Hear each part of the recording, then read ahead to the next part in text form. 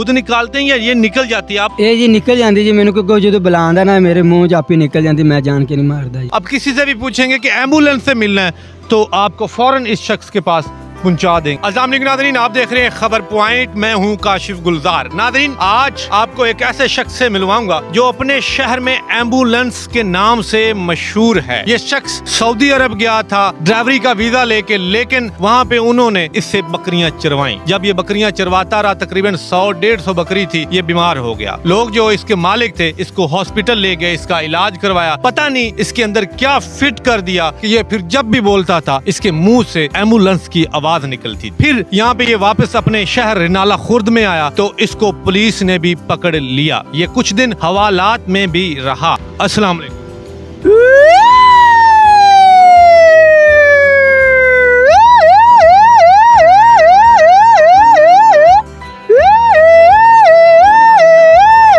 भाईजान, ये तो आप खुद निकालते हैं या ये निकल जाती है? आपने बोल के कोशिश करनी कि बोल के मैं बताएं। ये जी निकल जाती जी, मैंने कोई जो बुलांदा ना मेरे मुंह च आप ही निकल जाती, मैं जान के नहीं मारदा जी। जान के नहीं मारदा? नहीं जी। ਅੱਛਾ, ਸਾਊਦੀ ਅਰਬ ਜਦੋਂ ਤੁਸੀਂ ਗਏ ਸੀ ਉਦੋਂ ਕੀ ਉੱਥੇ ਹੋਇਆ? ਕਿਵੇਂ ਤੁਹਾਡੇ ਅੰਦਰ ਫਿਰ ਪਹਿਲੇ ਕੋਈ ਨਹੀਂ ਸੀ ਇਹ? नहीं जी, पहला कोई नहीं सी जी। ਅੱਛਾ, ਤੁਸੀਂ ਸਾਊਦੀ ਅਰਬ ਗਏ ਤੇ ਵਾਪਸ ਆਏ ਤੇ ਵਿੱਚ ਹੈਗੀ ਸੀ? हाँ जी, मैं ਕਿਵੇਂ ਉੱਥੇ ਕੀ ਹੋਇਆ? ਉੱਥੇ ਸਊਦੀ ਅਰਬ ਗਿਆ ਜੀ, ਉੱਥੇ ਡਰਾਈਵਰੀ ਦੇ ਕੰਮ ਤੇ ਵੀਜ਼ਾ ਲੈ ਕੇ ਗਿਆ ਸੀ ਨਾ।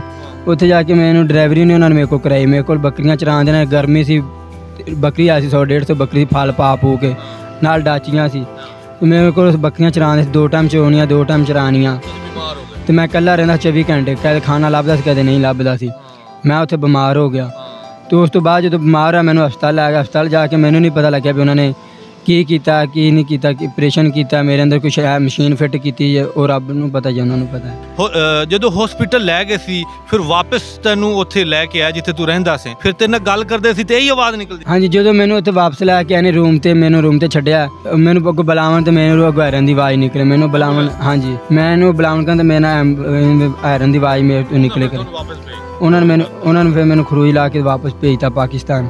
ਵੀ ਇਹਦੇ ਵਿੱਚ ਤਾਂ ਐਂਬੂਲੈਂਸ ਦੀ ਆਵਾਜ਼ ਨਿਕਲਣ ਆ ਪਈ ਹੈ ਤਾਂ ਹੁਣ ਸਿੱਧੀ ਗੱਲ ਨਹੀਂ ਕਰ ਸਕਦਾ। ਉਹਨਾਂ ਨੇ ਫਿਰ ਖਰੂਜ ਲਾ ਦਿੱਤਾ ਵੀ ਵਾਪਸ ਹੀ ਨਾ ਆ ਸਕੇ। ਹਾਂਜੀ, ਵਾਪਸ ਹੀ ਨਾ ਆ ਸਕੇ। 4 साल खरूज लाता है। 4 साल खरूज लाता भी ये तो हूँ एम्बुलेंस बन गया।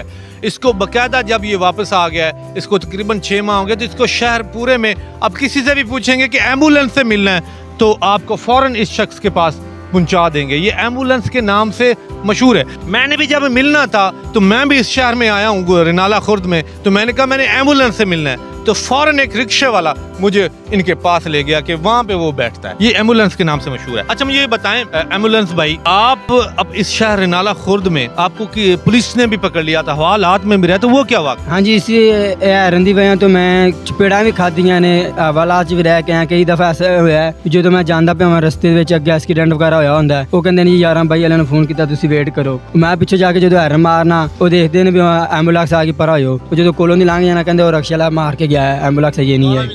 गालां भी ਕੱਢਦੇ ਨੇ, ਬਦਤਮੀਜ਼ੀ ਬੜੀ ਕਰਦੇ ਨੇ। ਜਦੋਂ ਐਂਬੂਲੈਂਸ ਦੀ ਆਵਾਜ਼ ਇਹਨਾਂ ਚੋਂ ਆਟੋਮੈਟਿਕ ਨਿਕਲ ਜਾਂਦੀ ਤਾਂ ਫਿਰ ਲੋਕ ਇਹਨਾਂ ਨੂੰ ਗਾਲਾਂ ਵੀ ਕੱਢਦੇ ਨੇ, ਬਦਤਮੀਜ਼ੀ ਵੀ ਕਰਦੇ ਨੇ, ਚਪੇੜਾਂ ਵੀ ਖਾਦੀਆਂ ਤੁਸੀਂ? ਹਾਂਜੀ, ਚਪੇੜਾਂ ਵੀ ਖਾਦੀਆਂ ਨੇ, ਕਈ ਦਫਾ ਖਾਦੀਆਂ। ਅੱਛਾ, ਪੁਲਿਸ ਨੇ ਕਿਵੇਂ? ਪੁਲਿਸ ਨੇ ਜੀ ਮੈਨੂੰ ਪਤਾ ਨਹੀਂ ਸੀ, ਦਾ ਦਿਨ ਸੀ, ਮੈਂ ਤੇ ਲੰਘਿਆ ਜਾਂਦਾ ਸੀ ਅੱਡੇ ਦੇ ਵਿੱਚੋਂ ਸਵਾਰੀ ਲੈ ਕੇ ਤੇ ਮੈਂ ਹਰਨ ਮਾਰਤਾ ਤੇ ਉਹ ਡੀਪੀਓ ਨੇ ਵੇਖਿਆ, ਡੀਪੀਓ ਤੇ ਗੱਡੀ ਖੜੀ ਸੀ ਅੱਡੇ ਦੇ ਵਿੱਚ। ਮੈਂ ਹਰਨ ਮਾਰਿਆ ਤੇ ਉਹਨਾਂ ਨੇ ਮਗਰ ਬੰਦੇ ਲਾਤੇ, ਉਹਨਾਂ ਦੇ ਉਹਨੂੰ ਲੈ ਕੇ ਮੈਨੂੰ ਰੋਕਿਆ, ਮੈਂ ਰੁਕਿਆ ਨਹੀਂ ਦਾ। ਜੇ ਮੈਂ ਰੁਕਿਆ ਮੈਂ ਲੰਘ ਗਿਆ, ਮਗਰ ਬੰਦੇ ਲੱਗ ਗਏ ਮੋਟਰਸਾਈਕਲ ਦੇ 2 ਜਣੇ। ਜਦੋਂ ਮਗਰ ਲੱਗੇ 2 ਜਣੇ, ਮੈਂ ਵਾਪਸੀ ਉਹਨਾਂ ਮੈਨੂੰ ਫੜ ਲਿਆ, ਫੜ ਕੇ ਮੈਨੂੰ ਡੀਪੀਓ ਕੋਲ ਲੈ ਗਿਆ। ਡੀਪੀਓ ਨੇ ਜਾ ਕੇ ਕਿਹਾ ਵੀ ਇਹਦਾ ਹੈਰਨ ਵੀ ਲਾ ਲਓ ਤੇ ਬੈਟਰੀ ਵੀ ਕੱਢ ਲਓ ਤੇ ਇਹਨੂੰ ਪਰਚਾ ਕਰਾ ਕੇ ਅੰਦਰ ਕਰ ਦਿਓ। ਜਦੋਂ ਉਹਨਾਂ ਨੇ ਵੇਖਿਆ ਸਾਰਾ ਕੁਝ, ਉਹਨਾਂ ਕਹਿੰਦੇ ਸਾਰੇ ਦੇ ਵਿੱਚ ਤਾਂ ਕੁਛ ਵੀ ਨਹੀਂ। ਮੈਨੂੰ ਕਹਿੰਦੇ ਕਿੱਥੇ ਲਵਾਇਆ ਹੈਰਨ? ਮੇਰੇ ਨਾਲ ਸਵਾਰੀ वो समझ रहे थे कि आपने रिक्शे में ये हॉर्न फिट किया? हाँ जी, वो रक्शे जो उन्होंने समझा, उनको नहीं पता था कि आपके मुंह से ये निकलता है? हाँ जी, उन्होंने समझा सी भी रक्शे 'ਚ ਫਿੱਟ ਕੀਤਾ ਵੀ ਸਰਕਾਰੀ ਇਹਨਾਂ ਗੱਡੀ ਲਾ ਸਕਦੀ, ਇਹਦੇ ਤੇ ਪਾਬੰਦੀ ਇਹਨਾਂ ਲਾ ਨਹੀਂ ਸਕਦੇ। ਇਹਦੇ ਤੇ ਲਾ ਦੇ ਤੇ ਇਸ ਬੰਦੇ ਜਿਹੜਾ ਬੰਦਾ ਲਾਉਂਦਾ ਫੜਿਆ ਜਾਵੇ ਤੇ ਉਹਦੀ ਜ਼ਮਾਨਤ ਨਹੀਂ ਹੈ। अच्छा, फिर उनको नहीं मिला तो फिर क्या उन्होंने छोड़ दिया? ਨਹੀਂ ਛੱਡਿਆ ਨਹੀਂ, ਫਿਰ ਮੈਨੂੰ ਕਹਿੰਦੇ ਤੁਸੀਂ ਹੈਰਨ ਦੇ ਨਹੀਂ ਤਾਂ ਅਸੀਂ ਤੇਰੇ ਤੇ ਪਰਚਾ ਕਰਾਂਗੇ, ਮੈਨੂੰ ਧਮਕੀਆਂ ਲਾਉਂਦੇ ਰਹੇ। ਉਹ ਫਿਰ ਜਦੋਂ ਮੈਂ ਮੇਰੇ ਨਾਲ ਸਵਾਰੀ ਬੈਠੀ ਸੀ, ਉਹਨਾਂ ਕਿਹਾ ਵੀ ਮੂੰਹ ਨਾਲ ਮਾਰਦਾ ਤੇ ਤੁਸੀਂ ਇਹਨੂੰ ਛੱਡ ਦਿਓ। ਉਹ ਕਹਿੰਦੇ ਨੇ ਅਸੀਂ ਮੰਨਦੇ, ਮੂੰਹ ਨਾਲ ਮਾਰਦਾ। ਫਿਰ ਮੈਨੂੰ ਉਹ ਕਹਿੰਦੇ ਸਾਨੂੰ ਕਰਕੇ ਵਿਖਾ, ਫਿਰ ਮੈਂ ਉਹਨਾਂ ਨੂੰ ਮਾਰ ਕੇ ਵਿਖਾਇਆ।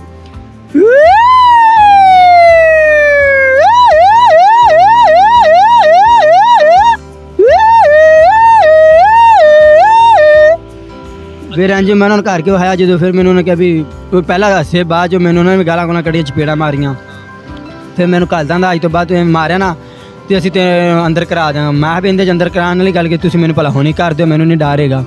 ਮੈਂ ਕਿਹੜਾ ਜਾਣ ਕੇ ਮਾਰਨਾ ਜਾਂ ਮੈਂ ਲਵਾਇਆ। ਮੇਰੇ ਅੰਦਰੋਂ ਨਿਕਲ ਜਾਂਦਾ ਹਾਂਜੀ ਅੰਦਰੋਂ ਨਿਕਲ ਜਾਂਦਾ ਹੈ। ਅੱਛਾ, ਉਸ ਤੋਂ ਬਾਅਦ ਫਿਰ ਨਹੀਂ ਮੈਨੂੰ ਕਿਸੇ ਨੇ ਨਾ ਰੋਕਿਆ ਨਾ ਕੀਤਾ। ਨਹੀਂ ਤੇ ਤੁਸੀਂ ਇਹਦਾ ਇਲਾਜ ਨਹੀਂ ਕਰਵਾਇਆ?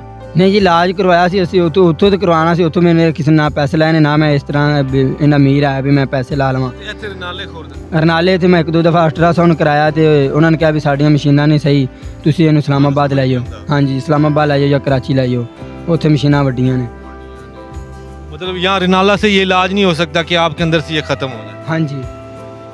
अच्छा नाज़रीन, ये अभी तो ठीक बोल रहे हैं, जब ये रूटीन में भी बाज़ औक़ात इनके ना निकल जाता है, बात करने लगते हैं तो जैसे मैंने सलाम किया था तो आगे से ये शुरू हो गए करने, तो ये इस तरह इनके मुंह से निकल जाता है।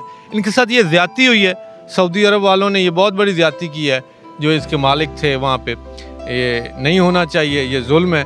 देखें पहले इनको ले गए ड्राइवर के तौर पे, वहाँ पे बकरियाँ चरवाते रहे, फिर बीमार हो गया, बजाय इसके इलाज करवाने के पता नहीं अंदर बेचारे के क्या फिट कर दिया है। लेकिन इसको समझ लें ये फ़ायदा हुआ है या नुकसान हुआ है, इस नाम से ये मशहूर ज़रूर हो गया अपने शहर में। किसी से भी पूछें रिनाला में आके कि एम्बुलेंस से मिलना है तो आपको ये शख्स मिल जाएगा। अपना ढेर सारा ख्याल रखिएगा। अल्लाह हाफ़िज़।